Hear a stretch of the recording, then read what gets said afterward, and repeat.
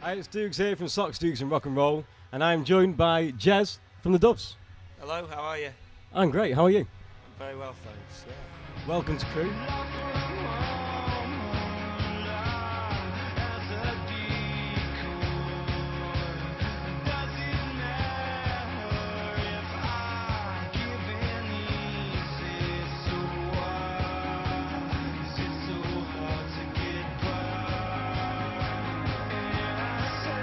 So you're DJing tonight at the event here at Square One, and That's right, a lot of bands DJ, but I suppose for you it makes more sense because the sub days where you were more dancey.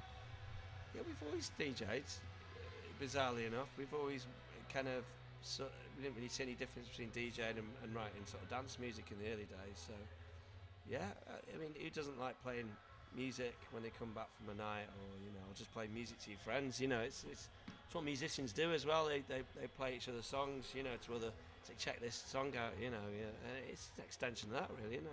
It's letting people know what tunes you like.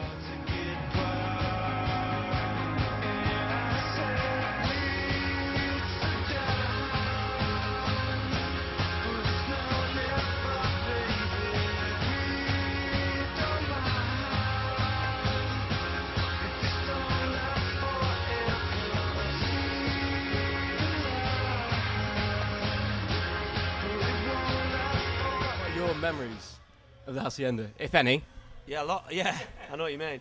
There are a lot of memories, really. The Hacienda, I've got very fond memories. I mean, we used to spend an awful lot of money paying to get in there, and once we were signed to Rob's Records, which Rob Gretton was New Order's manager, we managed to get in there for free. So it was a bit like we thought that we put quite a lot of money in there, and finally we were getting some kind of payback.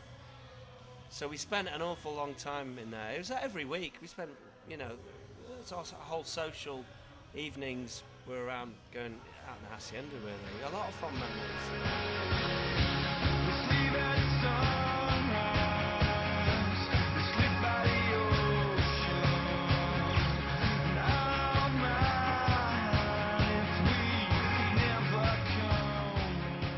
It wasn't like the Hacienda days are coming to an end. And it's about 90s. It wasn't as contrived as that. No, it was more of a. It wasn't necessarily the Hacienda was closing. It was more of a stream of. Everyone was conscious of the change. It just wasn't the Hacienda. It was. People wanted to move on. I think that was what it was. A good thing can't last forever, and it's a moment in time, and quite rightly things should move on. So, I think looking back on it. Hacienda hit a peak, and then things started to go downhill, and then people were naturally looking for the next high, if you like, and the next high was being in a band, for us. I hear a sound above my head, distant sound of thunder, booming out on the moor.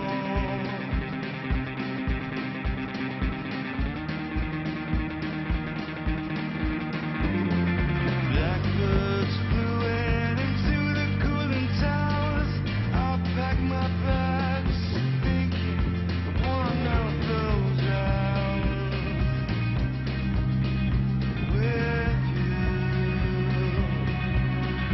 waiting for you.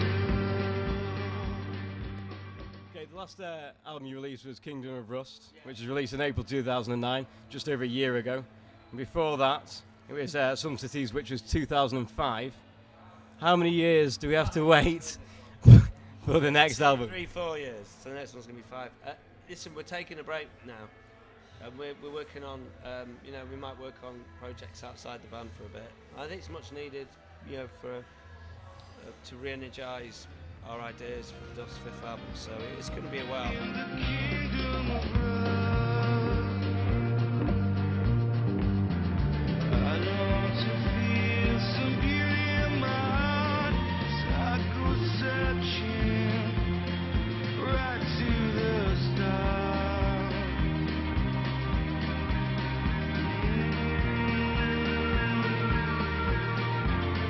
The road back to Preston was covered all in snow, so I went looking.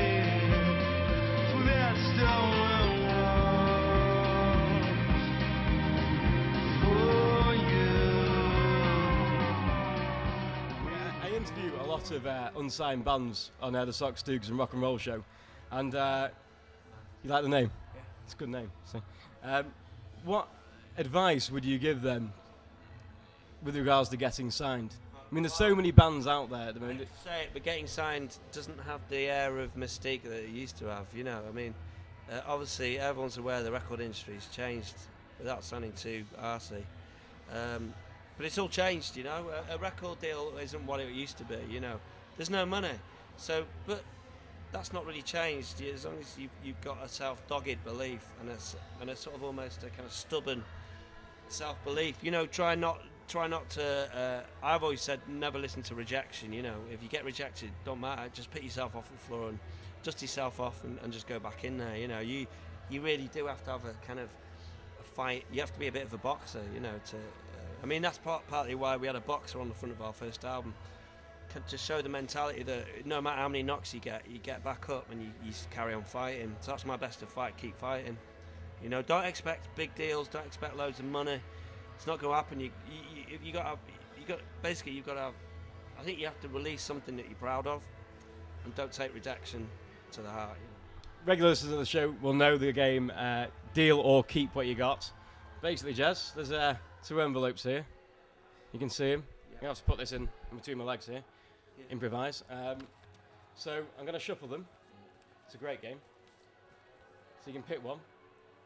Yeah. Okay. You're going to get one? Well, we can't take it yet. So I can deal again, or you can keep what you got. I can deal again or keep what I got. Well, I did pick that one, didn't I? Yeah. So you're going to stick with that one? Yeah, why not? Why not? First choice. So this is the miscellaneous question. Yeah. Go on then. So you need to pick a question out of there and pass it back to me. These questions have come in from the listeners. Okay. They're cut at different sizes. You do realise that's a little bit of a giveaway. So I'm picking this small one. Pick this small one, okay. You want to pick the big one, didn't you? I've had to take one out because it keeps getting picked out the same questions. I've taken it out now and burnt it. Now, not all the questions are very good. Right, okay. I like the way you say it.